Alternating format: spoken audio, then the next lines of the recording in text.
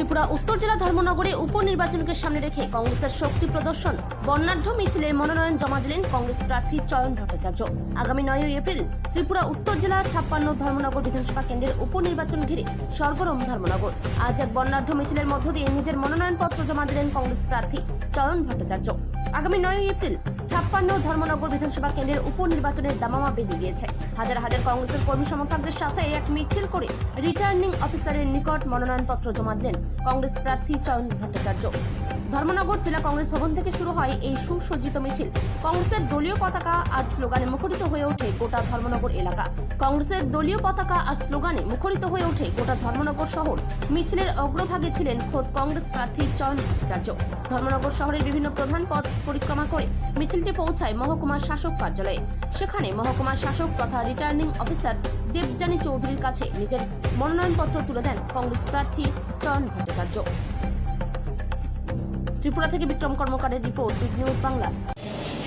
কংগ্রেস কর্মীরা এবার তৈরি আছে যাতে ভোট কেন্দ্রে গিয়ে আমাদের ভোটটা আমরা সঠিকভাবে প্রয়োগ করতে পারি।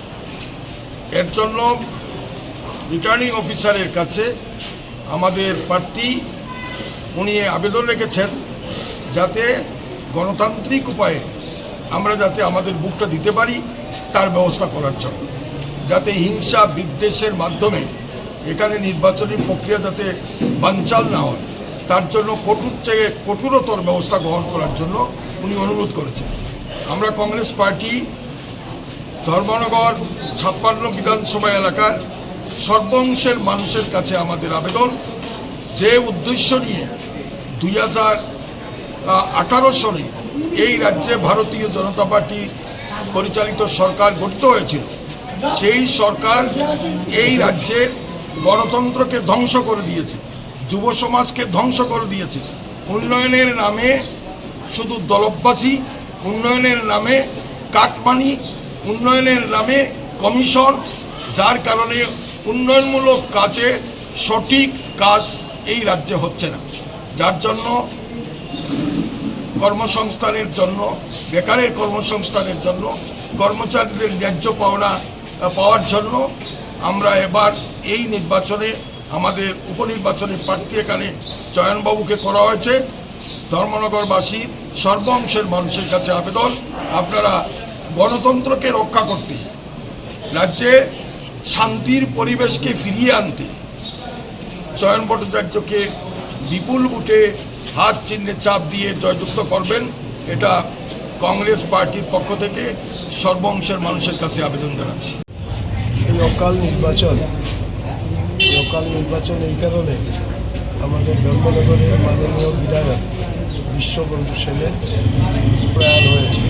তার এই প্রয়াণে আমরা অত্যন্ত ব্যথিত, মর্মাহত। তার পরিবার পরিজনদের প্রতি সমবেদনা জ্ঞাপন করছি। এই অকাল নির্বাচনে ধর্মনগরের মানুষ এর আগে বহুভাবে আমাকে আশীর্বাদ করেছেন। এবারকার উপনির্বাচনে ধর্মনগর মানুষ ভোট দেবেন। এই উচ্ছৃঙ্খলতা, এই অপসংস্কৃতি এবং ধর্মনগরদের সম্ভ্রম, ইজ্জত, এটাকে পুনরুদ্ধার করার জন্য ধর্মনগরের মানুষের কাছে আমি ঋণী। আমি আশা করি তারা তাদের ঋণ পরিশোধ করার সুযোগ আমাকে দেবেন। এই তরুণবাবু, ঋণ পরিশোধ করার সুযোগ তারা আমাকে দেবেন এবং এই ধর্মনগরের হাসপাতালের বেহাল অবস্থা, পানীয় জলের বেহাল অবস্থা, ধর্মনগরের শিক্ষা ব্যবস্থা বেহাল অবস্থা, ধর্মনগরের ড্রেনের অব্যবস্থা, সমস্ত 12 দফা দাবি আমি জনগণের সামনে ইতিমধ্যেই তুলে ধরেছি। এই ভোটে জিতলে আমরা এই 12 দফার যে দাবি জাতীয় কংগ্রেসের তরফ থেকে দেওয়া আছে এটা কার্যকরী করার উদ্যোগ আমরা গ্রহণ করব এবং ধর্মনগরের যে শান্তি এবং সম্প্রীতির পরিবেশ বিনষ্ট হয়েছে এটাকে আমরা পুনরুদ্ধার করব। আমরা বদলা চাই না, আমরা বদল চাই। নমস্কার।